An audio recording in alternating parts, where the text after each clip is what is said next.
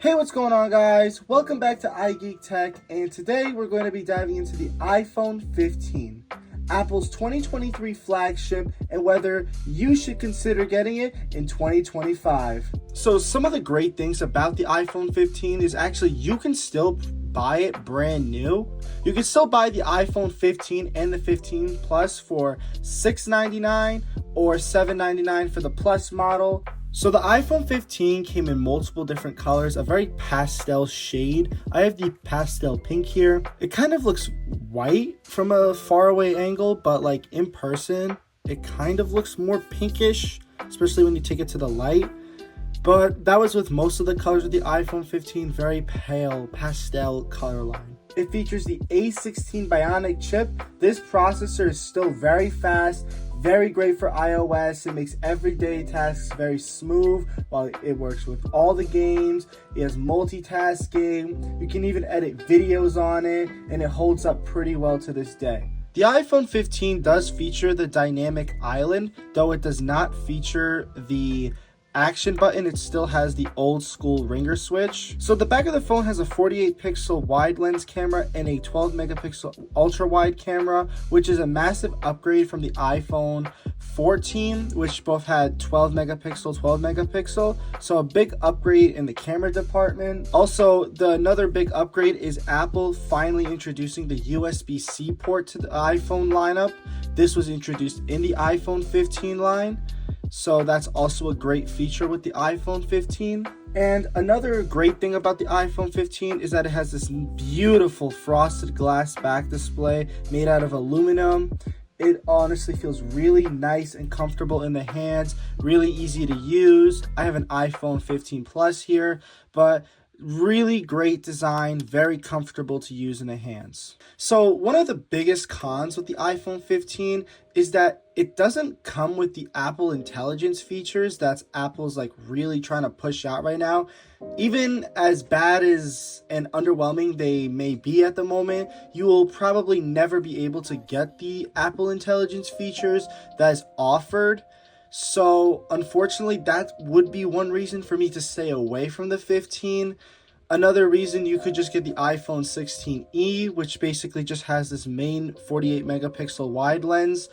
Unfortunately, no ultra wide, but some people don't really need it. You do get the iPhone. With the iPhone 16e, you get the A18 chip that supports Apple Intelligence. 8 gigs of RAM. This is currently rocking 6 only, which leads to much better performance from the iPhone 16e when it comes to processing, and it'll probably get many more updates, maybe 1 or 2 years more down the line in the future, even though I never really consider updates mainly a thing, because usually iPhones get like between 5 to 7 years of support, and most of the time you don't really have your iPhone for that long, but mainly just like in the future, if you're looking for a budget line phone, or if you're watching this in the future, something like that. So another bad feature, honestly, with the iPhone 15, and this goes even to the 16 and 16e line, is that it still runs a 60 hertz display. And come on, Apple, in 2025 we're still rocking 60 hertz displays on phones that are over $500. I mean, the Android market has been doing this for years. I know it's an iPhone, and people don't really care about the 120 hertz or 90 hertz because most people just haven't really ever experienced it. But for most people, 60 hertz shouldn't really matter. But my recommendation, since this video is being filmed in 30 frames per second, so you wouldn't be able to tell the difference between the phones, I would just go to like a phone store or the Apple store and just scroll through the menus between the different phones, and you could really tell how much better and smoother 120 hertz is. And unfortunately, I think this is honestly the biggest con with the iPhone 15 at the moment, but that also leaches into the iPhone 16, the 16e, and any other iPhone other than the 13 Pro and up, like the 13 Pro, 14 Pro, and 15 Pro, and so on. So is this phone worth it in the year 2025? I think it is. Now, if you're upgrading from like an iPhone 11, an iPhone 12, or an SE, I think it's great because you get the USB-C, you get a much better camera, a modern design that they're still using, especially with the dynamic island you still get, and you still have the modern design without spending the pro dollars. Now, I wouldn't really recommend this, especially if you had a phone with already 120 hertz, like a 13 Pro and newer. The always on display is always, the biggest issue with that too. I mean, Apple still hasn't done an always on display on the mainline phones yet. But other than that, like, there's not too many different cons.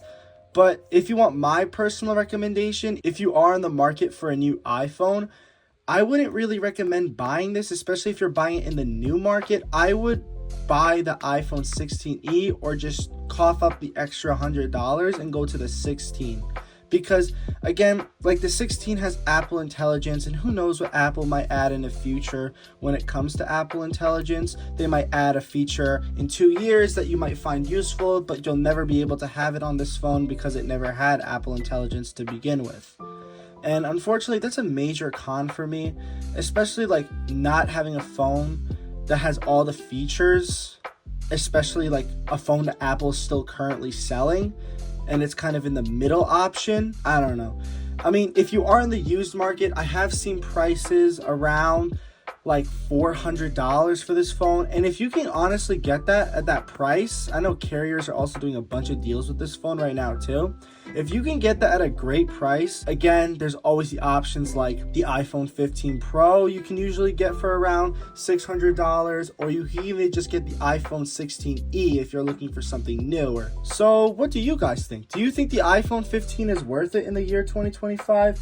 Drop your thoughts and comments below. Don't forget to like, subscribe, and hit that bell for more tech content. I'll see you guys in the next one.